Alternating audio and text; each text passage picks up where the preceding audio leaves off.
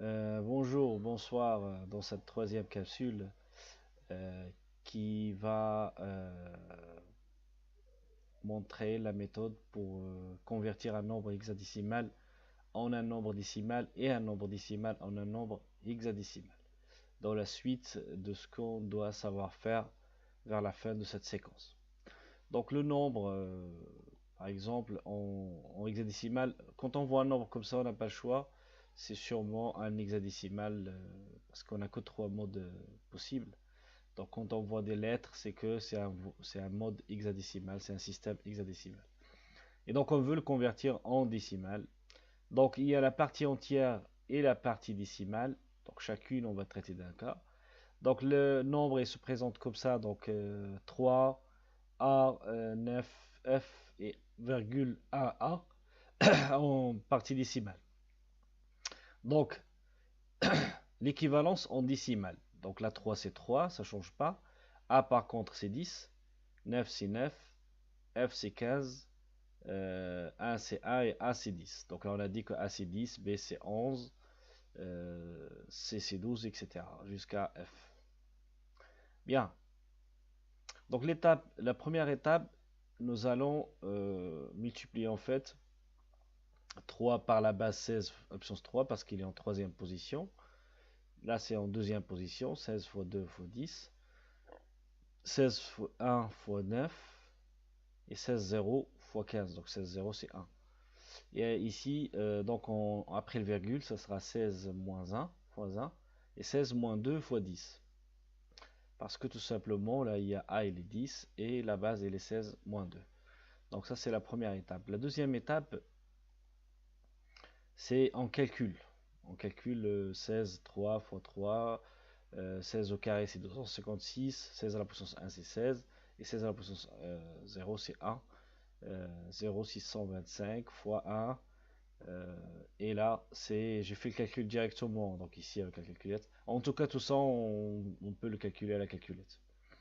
Voilà, sachant que la calculette elle peut convertir ça, on va le voir après, la partie entière, mais la partie décimale elle peut pas la convertir, donc on est obligé de savoir le faire à la main pour la partie donc l'étape 3, on fait les calculs et l'étape 4, on fait la somme. Sachant que j'ai dit, je répète, que tout ça, à partir de cette étape-là, on peut le faire à l'aide de la calculatrice.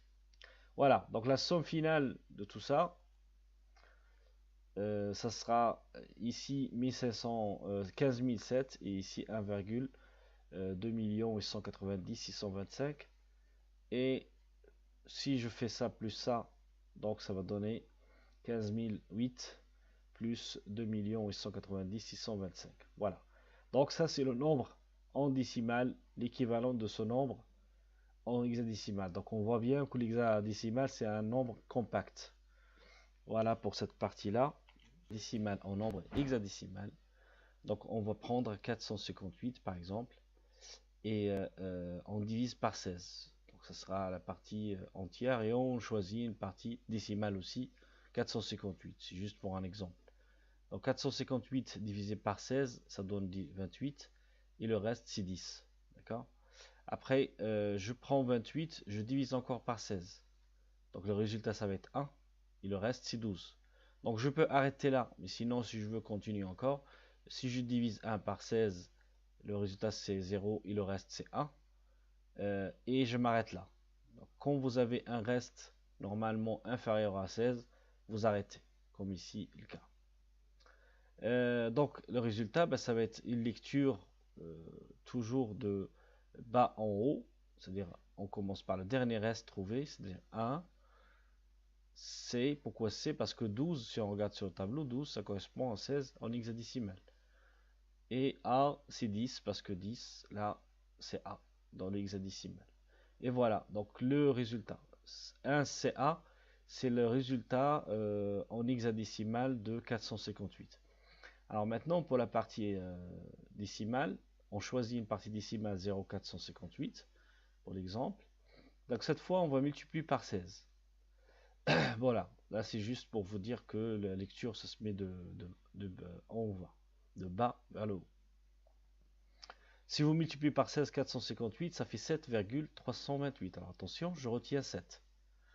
je retiens 7, et je prends que la partie décimale, c'est-à-dire 0,328, que je multiplie encore par 16, ça fait 5,248. Pareil, je retiens 5, et je prends la partie 0,248, je multiplie encore par 16, je prends la partie entière, c'est-à-dire 3, voilà, et que je continue comme ça, c'est-à-dire si je veux continuer plus loin, je mets 0,968 fois 16 et je regarde le résultat. Et normalement, j'arrête quand je trouve une partie qu'une partie entière, c'est-à-dire je ne trouve pas un nombre décimal. Là, je m'arrête.